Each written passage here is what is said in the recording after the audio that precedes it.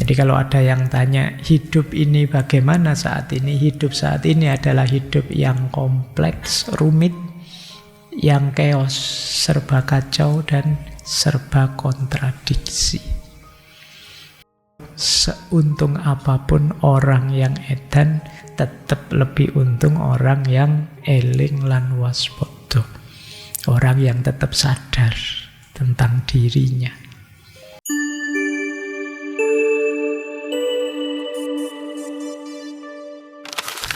Assalamualaikum warahmatullahi wabarakatuh. Bismillahirrahmanirrahim. Alhamdulillahirabbil alamin. Wa bihi nasta'inu ala umurid dunya waddin. Allahumma sholli wa sallim wa barik ala habibina wa syafi'ina sayyidina wa maulana Muhammadin wa ala alihi wa ashabihi wa man tabi'ahum bi ihsanin ila yaumiddin. Amma ba'du. Bismillah, mari kita lanjut lagi belajar kita ya di tema bulan ini, yaitu memahami masa kini. Malam hari ini kita akan bertemu beliau, Ziauddin Sardar. Beliau ini mungkin bisa kita sebut filosof Muslim hari ini, kontemporer, masih aktif. Beliau kelahiran 51, kelahiran Pakistan, meskipun hidupnya di Inggris. Malam hari ini kita fokus dulu ke post-normal times.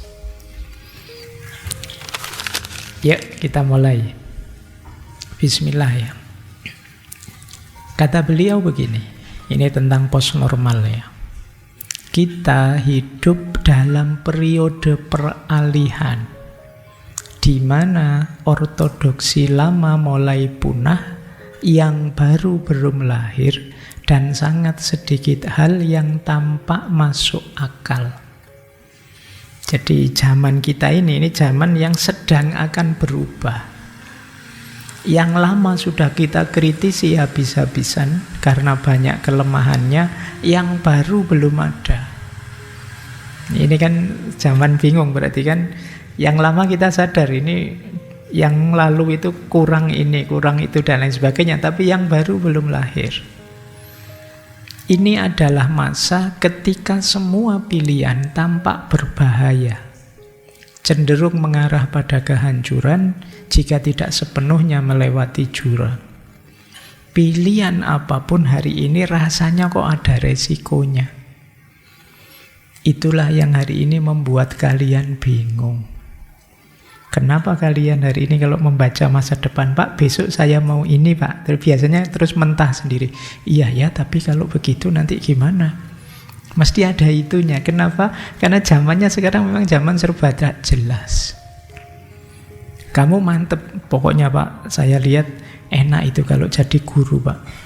Tapi jadi guru juga susah ya. Kemarin ada guru kok demo gajinya kecil, ada guru digugat wali murid, ada terus kamu, Anda jadi guru ndak enak.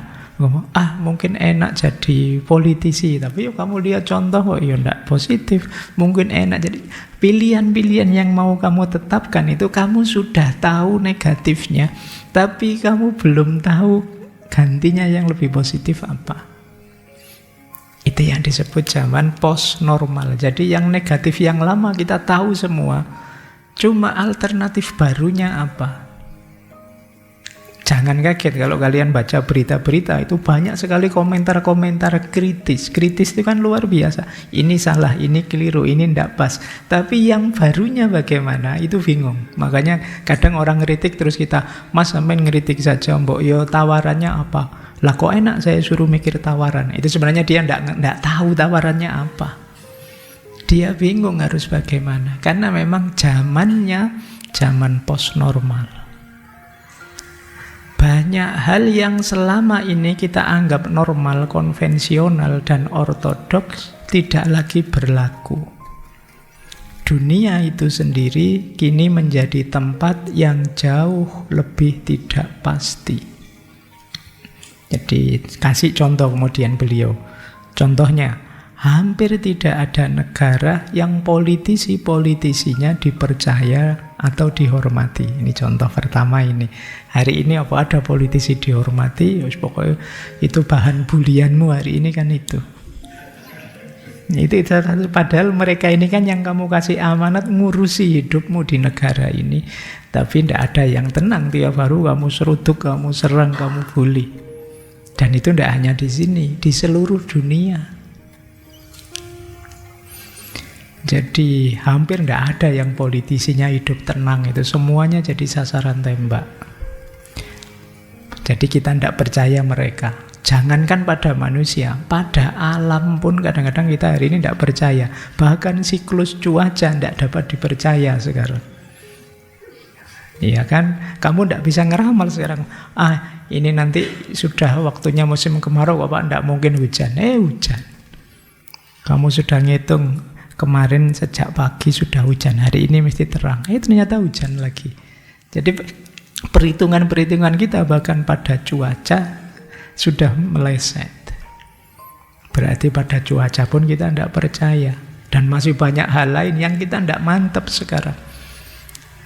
Ini adalah masa-masa krisis yang berlipat ganda dan terjadi secara bersamaan. Bukan hanya keadaan yang salah, semuanya berjalan salah secara spektakuler dalam skala global dan dalam berbagai cara yang bersamaan.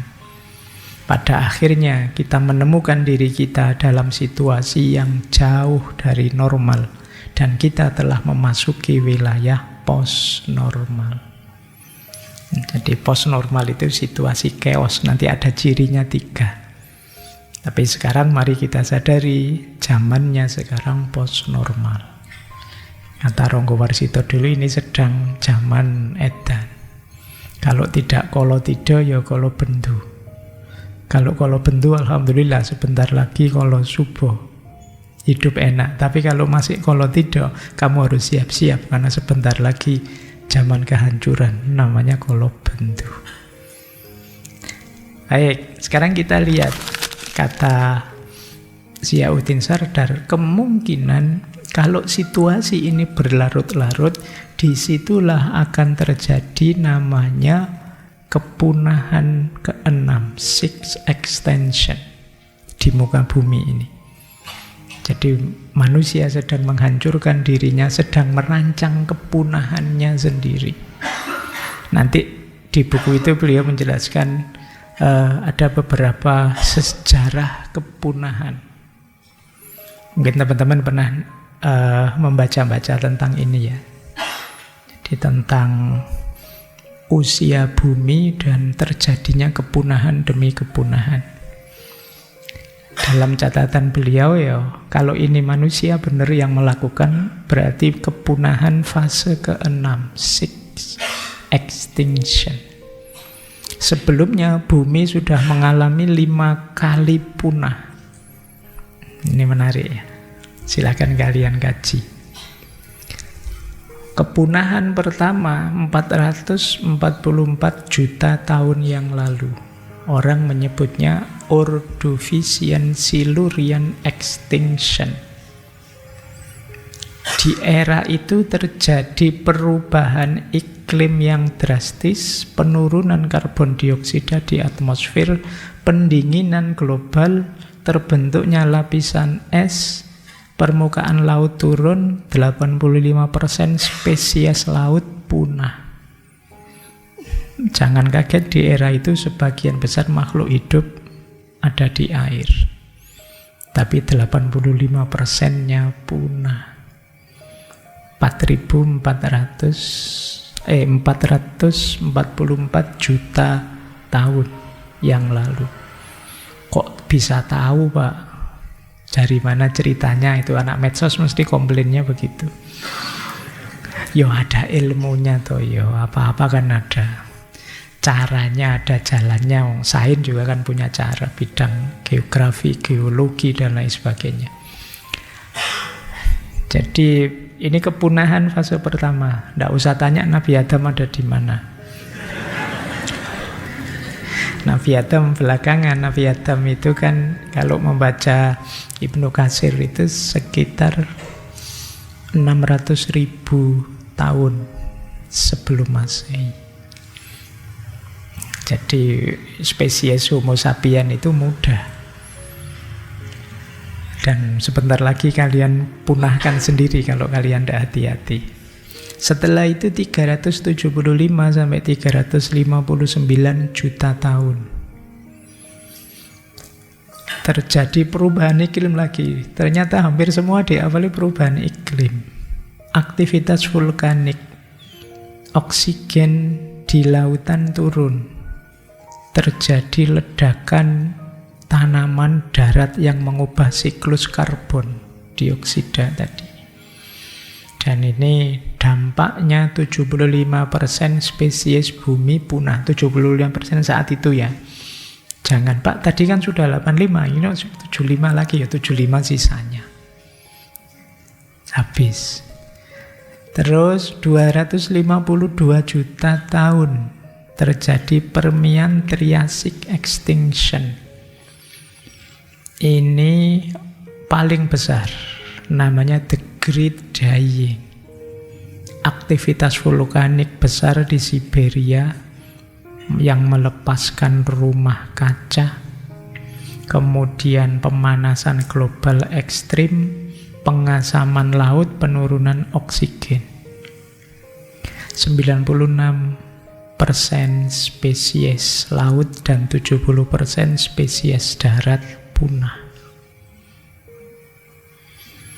Kemudian 201 juta tahun yang lalu, Triassic-Jurassic Extinction. Vulkanik, jadi gunung meletus yang ini membentuk Atlantik yang menyebabkan pelepasan CO2 dan pemanasan global.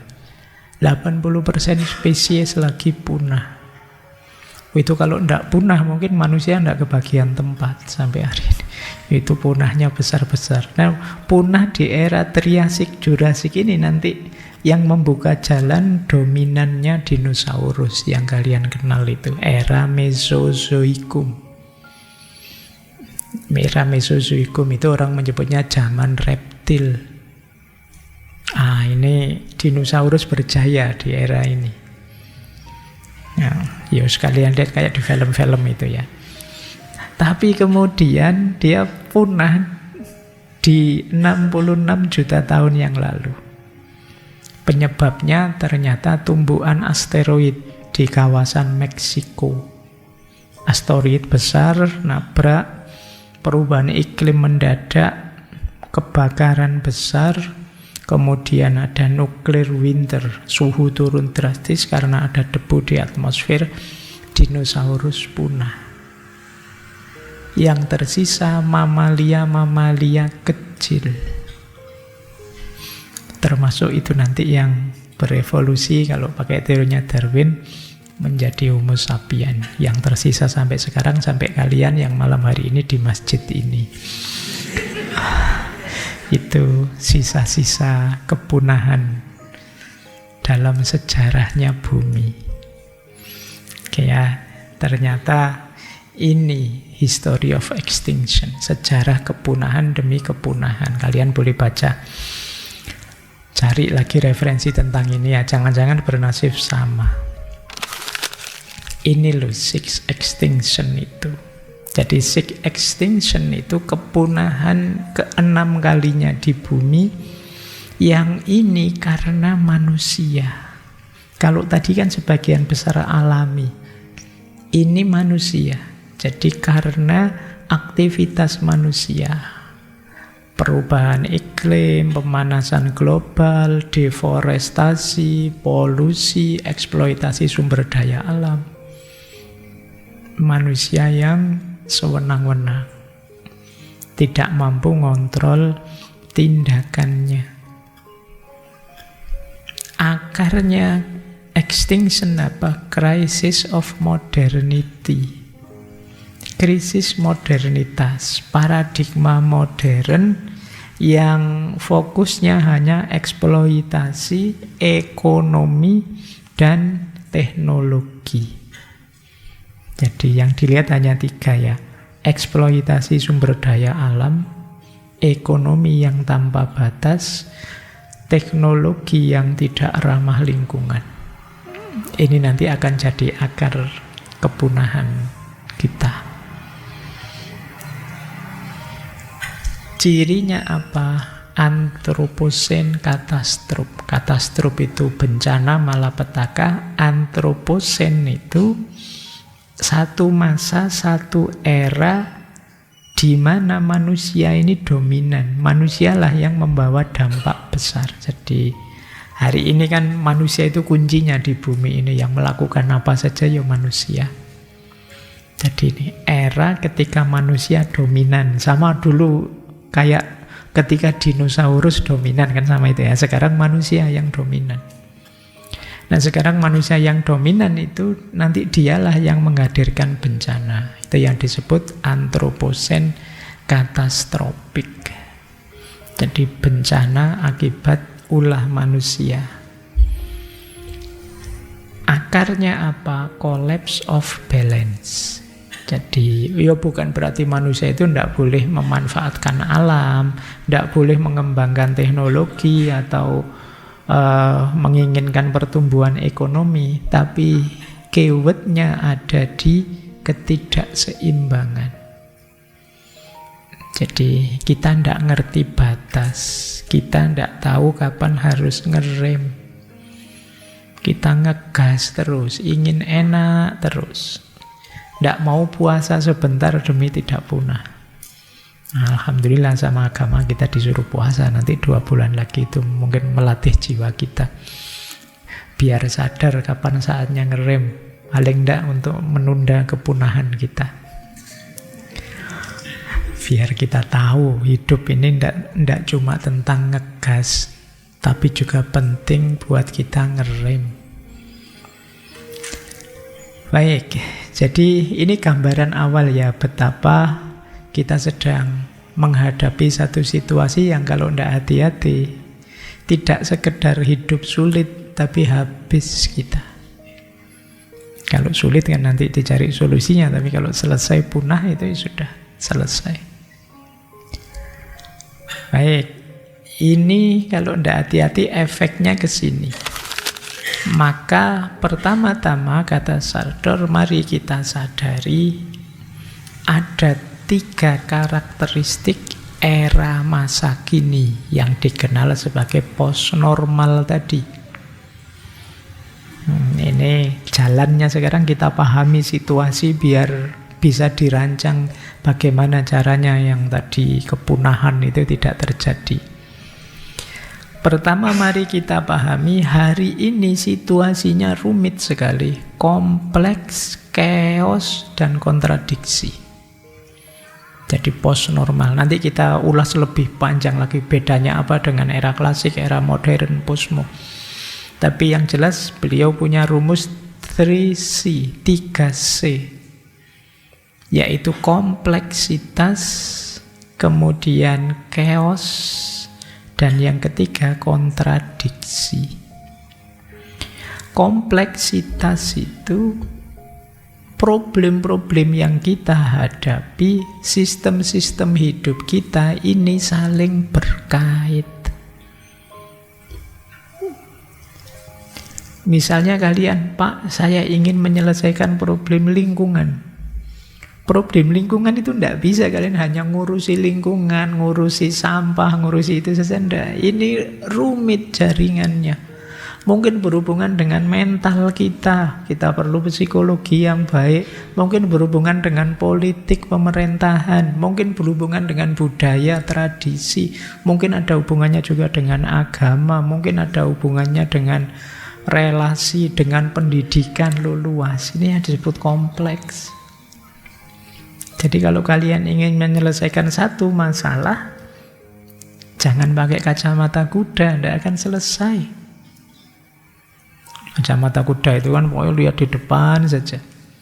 Kayak kuda itu kan memang dikasih kacamata, dia lihatnya di depan, dia tidak bisa lirik-lirik kiri kanan. Kalau dia bisa lirik-lirik kiri kanan, yang ngusir susah itu. Tiba-tiba dia tertarik apa di kanan, di kiri, disuruh pokoknya lurus saja sesuai maunya yang nyetir. Nah, peradaban kita ini sekarang kompleks. Kadang-kadang kalian nganggap, oh saya ini masalah psikis Pak, psikologi Pak, saya overthinking Pak, dan lain sebagainya. Terus kamu fokus membaca buku-buku psikologi. Jangan-jangan kamu lupa, tidak sesimpel itu Mas. Ya mungkin masalah akarnya di psikis, tapi ini mungkin berhubungan dengan ekonomi, berhubungan dengan sosial, berhubungan dengan budaya. Psikis Pak, iya, tapi ada hubungannya sama ekonomi. Kalau ekonomimu terjamin, kamu tidak akan sesetres itu sih. Kamu nyari hiburan gampang, nyari itu gampang. Oh, ini hubungannya dengan sosial. Kalau masyarakatmu enak, temanmu baik-baik, mungkin kamu tidak sedepresi itu. Jadi problem kita itu kompleks. Jadi kompleks itu berarti ya satu masalah itu kaitannya luas dengan banyak masalah yang lain. Jadi menyelesaikan ad hoc satu-satu itu biasanya tidak akan tuntas. Nah, kita cenderung melihat masalah itu hanya dari satu sudut pandang, satu perspektif. Akhirnya solusi kita tidak menyelesaikan masalah, kadang-kadang malah nambah masalah. Baik. Yang kedua, chaos. Jadi chaos itu situasi hari ini, itu yang kita anggap mapan, stabil, baik, ternyata tidak. Ini chaos sudah. Karena terjadi perubahan yang cepat atau tidak dikendalikan, bayanganmu itu begini loh. Itu ternyata yang terjadi itu namanya chaos. Jadi harusnya sih ya belajar filsafat gini ya, yang belajar itu pikirannya jernih, hidupnya tertib, rasional kan begitu. Tapi ada kalanya ya malah kacau, nggak karu-karuan, rusak. Itu yang disebut chaos. Jadi tidak terkendali sudah. Tidak sesederhana 1 + 1 2 hidup kita. Ini yang disebut chaos, kacau. Ini ciri kedua.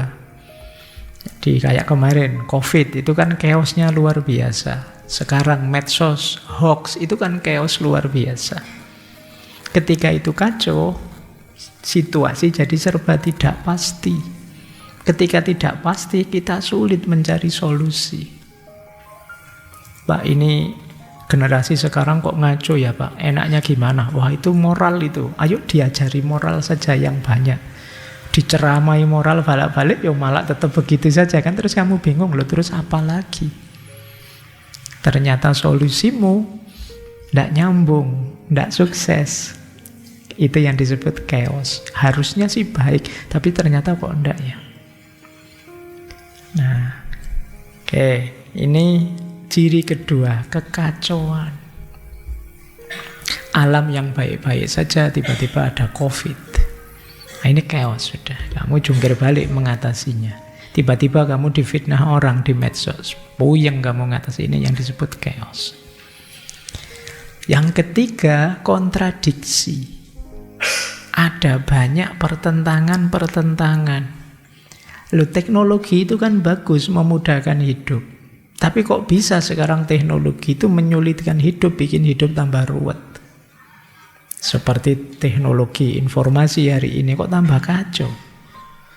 Kapitalisme, kata Sardar, itu sebenarnya ya salah satu cara untuk meningkatkan kemakmuran. Orang bebas mencari uang, orang bebas meningkatkan kapasitas ekonominya dalam kapitalisme. Tapi kok malah yang terjadi, gaps antara kaya miskin tambah panjang, tambah jauh. Ini kontradiksi namanya. Oke, perubahan iklim. Kita merasa sih memang iklim berubah dan ini mengancam kita. Kita sadar kita harus peduli ekologi, peduli lingkungan. Tapi kelakuan kita kok tidak menggambarkan itu. Ini namanya kontradiksi.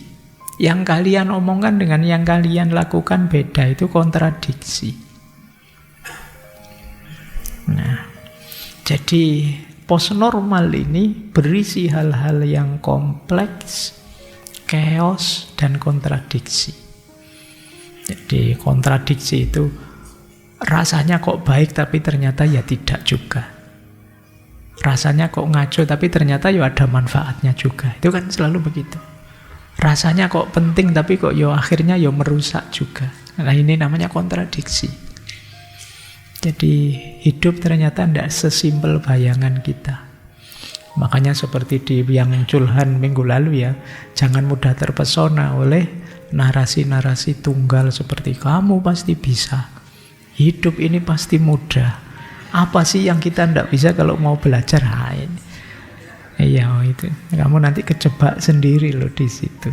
Nanti kamu jadi depresi kan. Lu wong katanya Pak Guru saya pasti bisa, kok ndak bisa-bisa ini gitu kan. Ya terus kamu stres gara-gara itu. Oke ya. Baik. Saya kapan itu ada kajian, ada pertanyaan menarik begini. Pak, katanya Al-Qur'an itu kan barang siapa banyak berzikir ingat Allah, hidupnya jadi tenang. Saya banyak zikir Pak, insya Allah saya banyak ingat Allah, tapi kok tidak tenang ya Pak? Saya banyak masalah Pak. Masalahmu apa saja? Saya banyak hutang Pak, kena pinjol. Saya, nah iya udah hutang pinjol, kejerat pinjol ya, dizikir sampai berapapun ya tetap stres kamu. Kemudian orang tua marah-marah karena kuliah tidak selesai-selesai. Kemudian saya baru putus, jadi saya itu masalahmu sebesar itu, dan ternyata apa Al-Quran yang salah? Al-Quran tidak salah, hidupmu yang salah. Jadi kamu yang salah menjalankan hidup. Baik, ya zikir yang bagaimana dulu? Zikir itu kan ada syarat, rukun, adab, pengkondisian dulu sebelum tiba-tiba ingat Allah. Kalau sekedar ingat saja ya tidak akan ketemu dengan hasil tatma'innul qulubnya. Ingat yang bagaimana, didahului syarat apa dulu, kemudian bagaimana kemudian menyikapi zikir itu sendiri setelah dilakukan. Baik, ya kapan-kapan semoga ada waktu bahas itu. Tapi yang jelas hidup tidak sesimpel satu teori atau dua teori yang kalian pahami. Hidup ini kompleks, bahkan chaos, bahkan kontradiksi. Lanjut ya. Terus, faktanya apa? Situasi postnormal itu di situ pakai istilah dampaknya apa?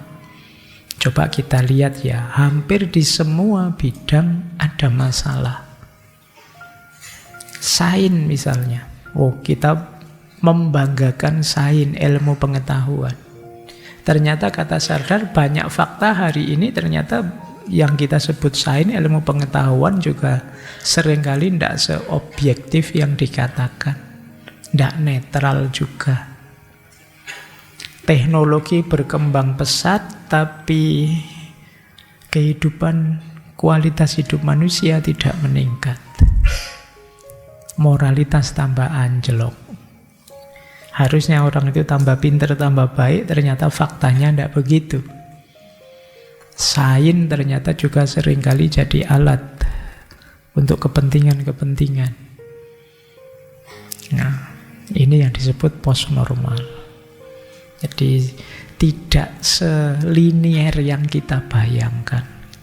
Kita kan sering, pokoknya kalau kita menguasai sains, hidup kita basisnya ilmu pengetahuan, pasti beres, kualitas hidup kita meningkat. Ternyata tidak sesederhana itu hidup ini. Tidak sesimpel itu.